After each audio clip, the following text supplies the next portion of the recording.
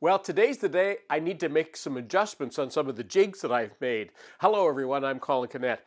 I've been making a few jigs over the last few months and I've been using some of them a lot. And when you do that, you get to see some of the things that could use some improvement. And if you're enjoying these videos, I invite you to subscribe to my channel, click that little notification bell, and let's go over to the drill press so I can show you what I want to change. Now, a few videos ago, I made this little fence, and I'll put a link. You'll see that link come up there for this. You can go and check out that video. And this is all it is. It's a great little fence, and it uses these magnetic switches. They work just fabulous. So when you're cutting something, you can set this wherever you want and drill your holes all along in a series. But here's the problem. I really like to use a 3/4 inch backer, and when I have a backer on there and I'm using something thick, see it starts butting up against these, and that's not really what I want. So what I have to do, I have to put a spacer in there, or a fence, a temporary fence, and now that works fine. But you can see how it's moving back and forth. It's not ideal. So what I want to do, I'm going to integrate the fence into this new backer board and just drill a couple of holes in there so I make a whole new separate fence system that now has an upright in it, and it has the backer board built into it. So let's get started.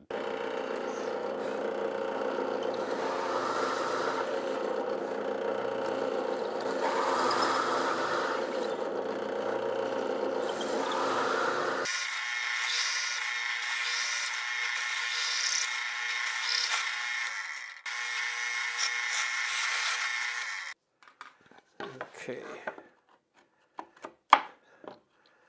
those magnets are a little snug in there, but they work. Now, I need to mount the fence, and I've just got a piece of scrap wood here. It's nice and flat and straight, and all I'm going to do is just set up a line here and draw a line like that. I'm going to take my magnets out on the other side here and just draw another line on the other side, and I'm going to drill some pilot holes from the bottom, or from the top rather, and then I'll just be able to attach that on there.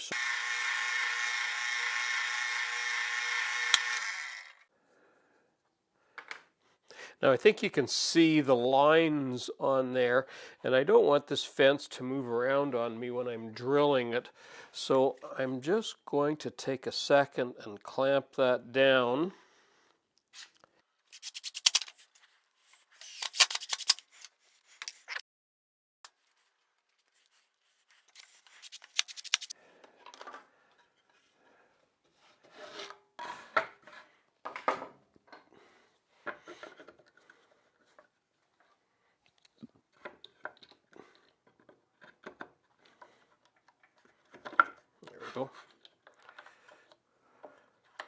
There we go, that's better. Now I can move around. Now I'm going to be drilling holes in this, but that's part of what this is. This is a quick backer board. This one, by the way, is probably 1.5 years old, so they'll last a long time, but I'll have to remake this eventually, but that's okay. But you know what? I'm still going to be using this one here, because this is still a handy fence on its own for doing some things. So I won't use this all the time. If I'm just drilling holes and I don't need the fence, I'll just continue to use this one, or maybe I'll get a new one. So this will probably last me a long time. And these things, of course, just pop in and out quickly. So now I've got another fence, only now with a higher fence, so the backer and the fence all built in. That should be pretty handy. Let's give it a quick test and see how well it works.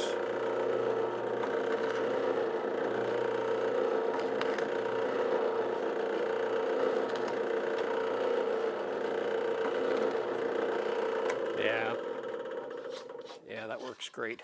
That's perfect. Well, here we are on to the next jig.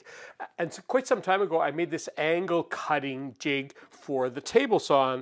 And the point of it is to be able to cut angles, 45-degree angles, well, in fact, any angle, because it's adjustable and you could set it at wherever you want. I've only left it at 45 degrees because that's what I use almost exclusively. I hardly ever need another angle.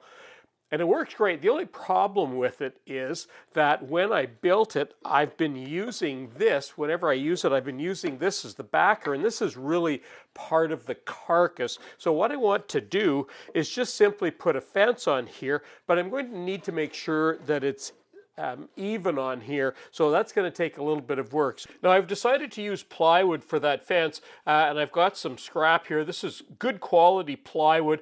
It's nice and straight and flat, and I'm just going to set my fence at about 1.5 inches, and that should work just fine.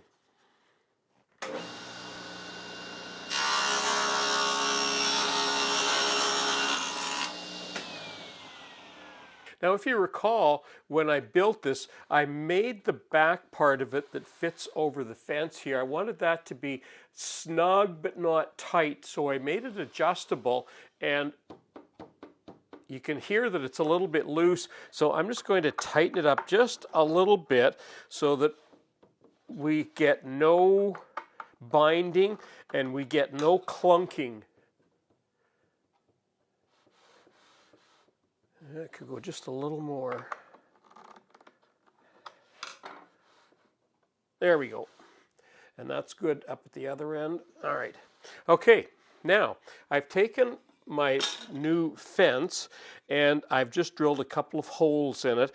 And what I'm going to do is fasten one down. And I've decided to use these screws. I really like these big flathead screws for jigs because they hold really nicely. So I'm going to use a pair of these. Now I've just clamped it at the top, and that's just to keep it from moving around. So I'm going to put a screw in the bottom here, and I want to make sure I put pressure on there.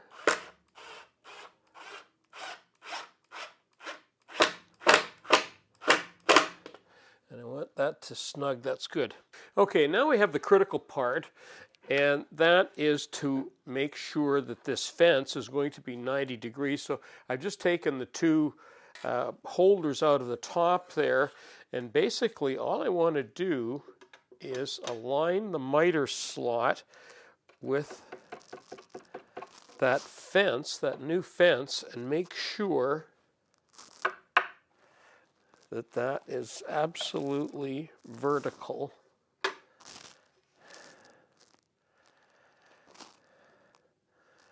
That looks good right there.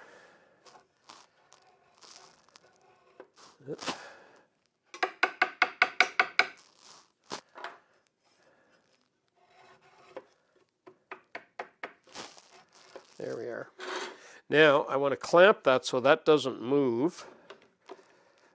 And I'm going to check it one more time. Okay, that's good.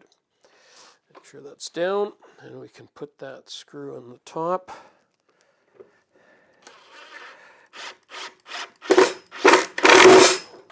Okay, we'll make a cut, but what I want to do on this scrap that I'm using here, I want to make sure that we're going to measure the angle from the right side. So I'm just going to mark it, and I've already preset that up. I'm going to move that a little more. There we go. All right, let's have a try on that.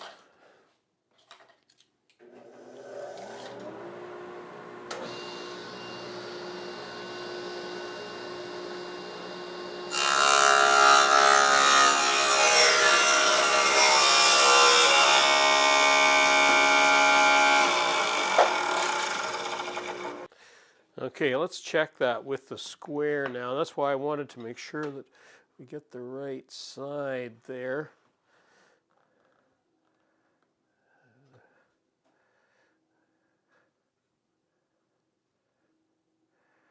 Yeah, no, that's good. All right, perfect. Well, that concludes my video for today, and I'm really happy to get this on here because I've been reluctant to use this jig because I knew without a proper fence on here that this could move a little bit. I might be getting inaccurate cuts, and also that I'm pushing on the carcass and might make that loose over time. But you know what I'm really thrilled about is this little handy little drill fence that I've made. I know I'm going to get lots of use out of this, and it's going to be easy to replicate in the future when I have to do that, because I will have to replace it at some point. But in the meantime, I'm going to get lots of use out of it. I'm Colin Canet for WoodWorkWeb. Thanks for watching.